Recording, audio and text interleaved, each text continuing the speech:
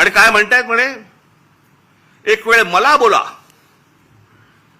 पण महाराष्ट्राचा अपमान मी सहन करणार नाही. वा रे वा. लोक त्या मिसिंग लिंक बद्दलच बोलतायत, महाराष्ट्राचा कुठे अपमान करतायत. आमच्या सरकारलाच हिंदीचं वावडं आपलं त्यांच्याबद्दल आस्था. कालचं त्या ह्यांचं मुख्यमंत्र्यांचं फडणवीसांचं भाषण विधानसभेमधलं,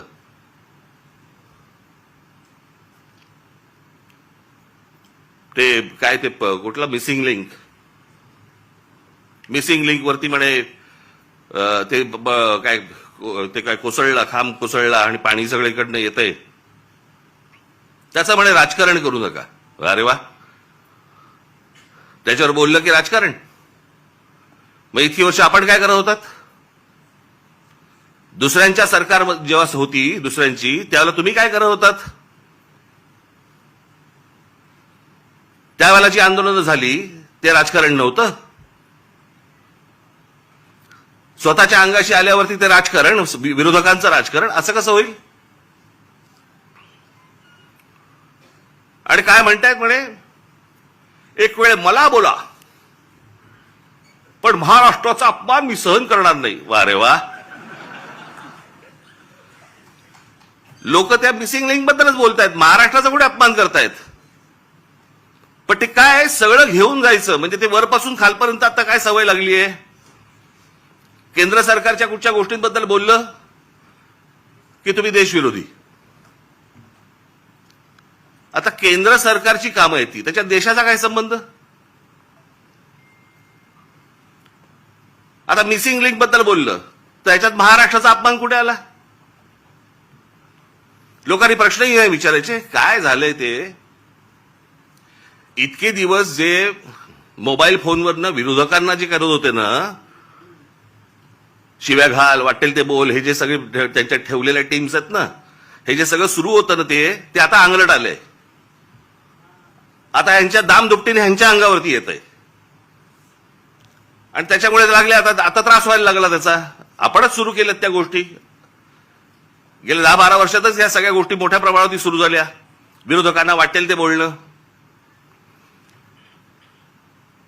विरोधकांना शिव्या घालणं, वाईट साईट लिहिणं, सगळ्या गोष्टीच्या सुरू झाल्या. हे तुम्ही बसवलेल्या टीमकडनंच सुरू झाल्या. आता तुमच्या अंगावरती येत आहे ते सगळं, आणि तुमच्या अंगावरती येत आहे म्हणून लगेच महाराष्ट्राचा अपमान. ह्याच्यात कसला आला महाराष्ट्राचा अपमान? राम मंदिराच्या चोरीबद्दल बोललो की म्हणे धर्माचा अपमान. अरे चोरी आहे ना ती, ह्याच्यात धर्म कुठे आला?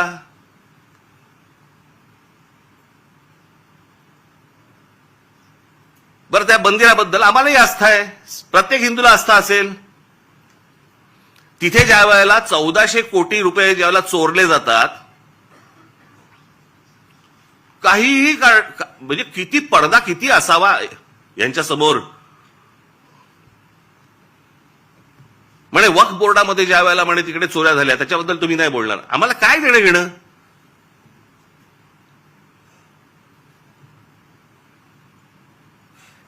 राम मंदिरामध्ये लोकांनी जे दानपेटीमध्ये टाकलं, जे श्रद्धेने त्या मंदिरासाठी दिलं, त्याची जर समजा चोरी होत असेल त्याच्याबद्दल बोलणार नाही, बोलायचं नाही.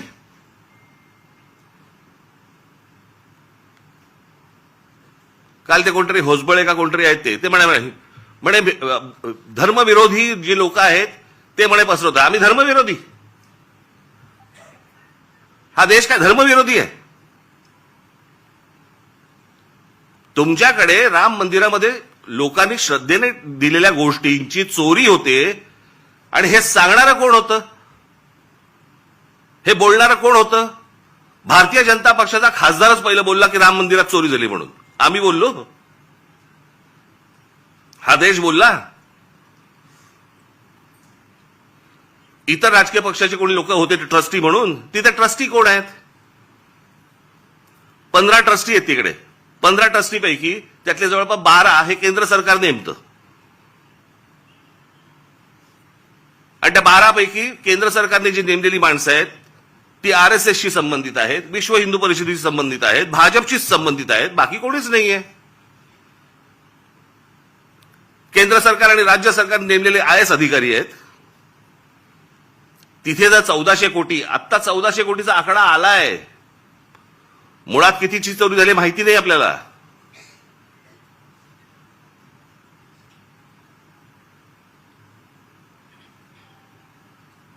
चोरी झाल्यावरती समजा असं पकडा, आत्ता दुसऱ्यांचं कोणातरी सरकार असतं आणि राम मंदिरामध्ये चोरी झाली असती, भारतीय जनता पक्षाने काय केलं असतं, RSSने काय केलं असतं, विश्व हिंदू परिषदेने काय केलं असतं? मोर्चे काढले असते, सगळ्या गोष्टी केल्या असत्या. त्याच्यात नाही राजकारण. आता तुमची सत्ता आहे म्हणून विरोधकांनी केलं की त्याच्यामध्ये राजकारण आणू नका म्हणे. आता त्या मिसिंग लिंकचं झालं, यांचा एक मंत्री म्हणतो ते नैसर्गिक आहे,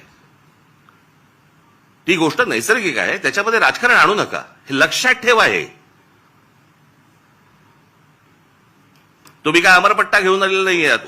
उद्या तुम्ही विरोधी पक्षात जाल आणि ज्यावेळेला अशा काही घटना घडतील तेव्हा तुम्ही राजकारण करू नका. तेव्हाही सांगा लोकांना की नाही नाही नैसर्गिक आहे. एक झाड पडून काय मुलगा जातो, काय माणूस जातो, एक मुलगा शाळेमधला मुलगा गटारात काय पडतोय, काय नाही म्हणे, नैसर्गिक आहे. नैसर्गिक? तुमचं सरकार आहे म्हणून सगळं नैसर्गिक, त्याच्यावर राजकारण करू नका, त्याच्यावर कोणी बोलायचं नाही.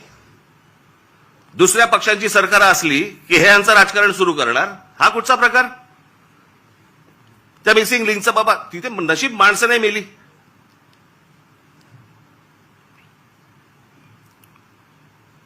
गंमत बघा, त्या मागे 2005 मुंबईमध्ये आला होता ना फ्लड, ते सगळं पाणी वगैरे तुंबलं होतं. 1000 मिलीमीटर पाऊस पडला होता, 1000 मिलीमीटर. काही 2-3 तासाच्या अंतरात त्याला मुंबईची ही हालत झाली होती. 1000 मिलीमीटर. आणि आता 300-350 मिलीमीटर पाऊस पडलाय. मुंबई तशीच तुंबलेलीच आहे.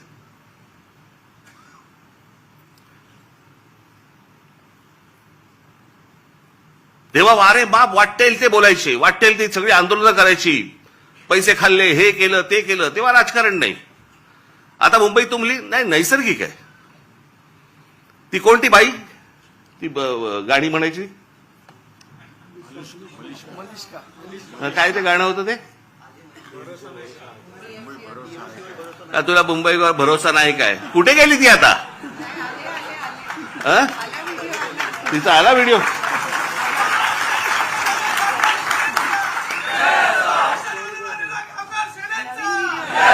नवीन व्हिडिओ आहे का, जुनाच टाकलाय?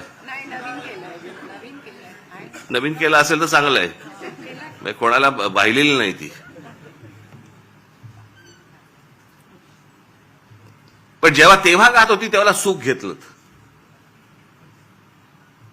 आता दुसरे जेव्हा बोलायला लागले त्यावेळेला त्रास व्हायला लागला. आता मला दुसरं कळलं नाही, मला मुख्यमंत्र्यांचं विधानसभेतलं भाषण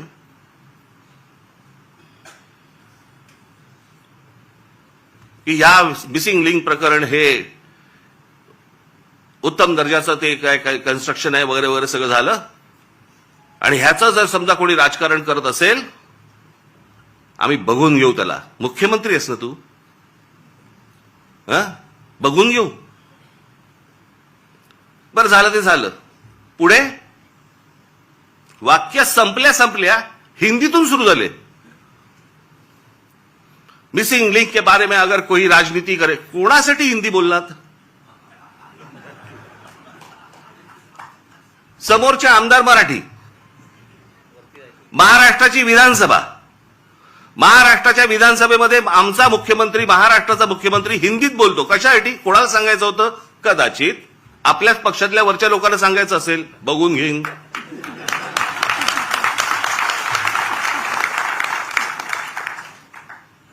त्यांनाही माहिती आहेत हे सगळे व्हिडिओ येत आहेत कुठून, हे सगळं काय चालू आहे राजकारण. मी त्याशी बोललो नाही का, माझ्या पत्रकार परिषदेमध्ये बोललो ना, जी काय घमासान सुरू आहे ना आता तिकडे पक्षामध्ये, फक्त बघत राहा, पाहत राहा. मुंबई महाराष्ट्राचा, ठाण्याचा काय विचका झालाय, पुण्याचा, सगळ्यांचा शहरांचा विचका झालेला आहे, ज्याला हे विकास म्हणतायत. मी या विषयावरती इतकी वर्ष बोलतोय मी की आपल्याकडे डेव्हलपमेंट प्लॅन येतो, परंतु टाउन प्लॅनिंग आपल्याकडे होत नाही आणि त्याचा ही शहरच सगळी बर्बाद होणार आहेत, झालेलीच आहेत, अजून होणार. बघावं तिकडे सगळीकडे इमारती सगळ्या उभ्या राहत आहेत. माझी तर विनंती आहे मुख्यमंत्र्यांना, सगळी कन्स्ट्रक्शन एकदा बंद करून टाका. नुसते रस्ते आणि फ्लायओव्हर आणि ब्रिजेस म्हणजे विकास नव्हे. हे जेव्हा लोक परदेशात जातात त्यावेळेला करतात काय मला कळलंच नाही मला अजूनपर्यंत. या परदेशातली सगळी शहरं बघा. मी 2014 साली याच्यावरती एक डॉक्युमेंटरी केली होती. मी 16 मिनिटाची डॉक्युमेंटरी आहे, आज युट्यूबवरती आहे, जाऊन बघा. की शहराला आकार उकार कसा द्यायचा असतो. आता हा मिसिंग लिंक 1 मेला त्याचं उद्घाटन झालं, 1 मेला. आणि आता हा 6-7 तारखेला काहीतरी तो त्याचा काय पिलर पडला आणि पाणी वाहतंय आणि सगळं होतंय. जुलैमध्ये मे, जून, जुलै अजून पूर्ण पण नाही झाला. 60-65 दिवसामध्ये तुमचा नवीन बांधलेला टनेल गळायला लागतो. पिलर पडतात,